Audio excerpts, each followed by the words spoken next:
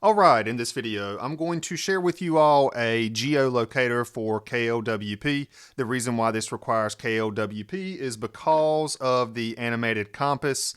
I did a tutorial on this many moons ago, but speaking of many moons ago, I know it's been a while since I have done a custom tutorial.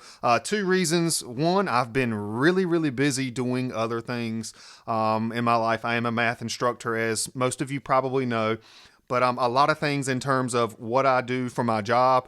I'm still a college math instructor, but I'm doing tons of other things, a lot of tutoring and whatnot.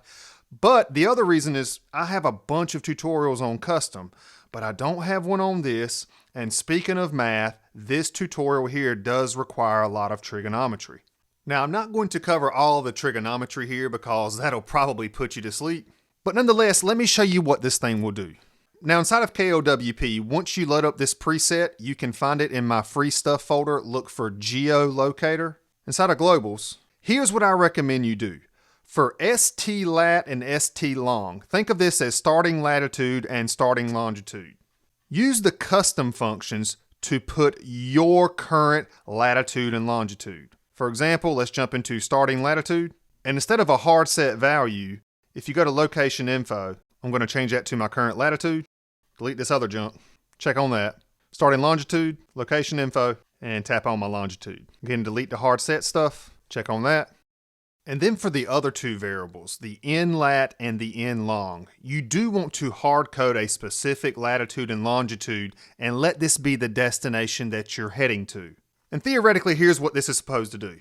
I've used several websites over here, and I'm going to share a file with you all that has all of these links. As a matter of fact, it's this Excel file, GeoLocator. I've used this to test a lot of this stuff. The only thing that's a little bit wonky is the distance, but the bearing is pretty darn accurate on your custom app. I'll tell you what I'll do. If you look for the GeoLocator folder inside of my free stuff folder, I'll have this inside of there too if you want to explore some of the math behind it. So one of those websites that's on that Excel file, I'm going to change the location of point 1. And by changing those to pretty much match my current latitude and longitude, let's look at the initial bearing. This is pretty close to 174 degrees, and if you notice here, that is close as well. If you're familiar with degrees, minutes, and seconds, you can convert the DMS, degrees, minutes, and seconds, to just decimal degrees. And it may be a little bit off, but hey, this is not some accurate measuring tool, but it's still a cool preset to maybe find the direction to a certain destination that you're heading to, or if you're hiking or something like that. Now, as for the distance, I have this set up in miles. You can change that in the distance code down here. But if I head over to another website, again, this link is on that Excel file as well. Let me change this latitude and longitude here. And if I scroll down, we can set this to display the distance in miles. 5,256 miles between my location and wherever this latitude and longitude is, -40, -70. I'm in North Carolina, so we're talking about going somewhere down towards the southern tip of South America. But you can see that this distance is pretty close. I mean, who really cares about 4 or 5 miles? But this will get off quite a bit, and it depends on what mathematical formula you use. For example, if I convert this back to kilometers, notice 8,459, but if I jump over to another website, this one is close, but depending on, these are two different formulas technically, and depending on the latitude and longitude, this distance that comes out here and this distance that comes out here can be quite a bit different. Again, delete it if you don't want to use it. The bearing is still pretty darn accurate. And speaking of bearing, why do I have the daggone compass up here? I'm going to save my preset. And with this bearing right here, so if I take my phone and I hold it parallel to the ground, this is the compass, and if I point this arrow, and I'm actually going to have to turn all the way around, but if I put that on a bearing of 173, so somewhere around there, between 170 and 175, notice that arrow's pointing there.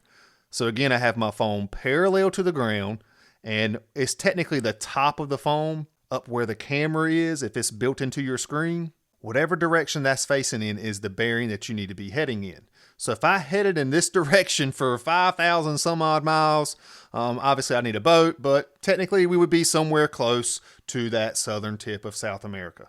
Don't depend on this for a life-saving tool, But then again, just something kind of cool, something different to do with KLWP. And speaking of, that's why I did this tutorial. I wanted to do something different, something I haven't done in a while.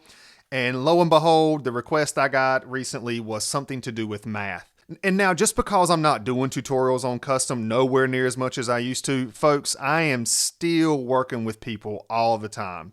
Over the past 2 weeks, there have been 3 people that I've worked with on both private projects and this tutorial.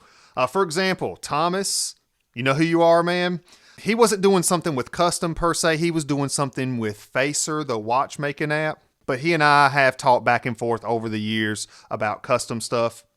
And through the Telegram chat over at my website, Jesus, he lives down in Florida. I helped him with the battery wave animation, a tutorial I did a while back. And then Abdul, the guy who requested this particular tutorial right here. So again, I'm still very active. I'm just not making videos on a regular basis. I have tons. Check out www.bcraftmath.com/KLWP. And if you haven't already, please consider subscribing. And that's it for this video. I hope it helped.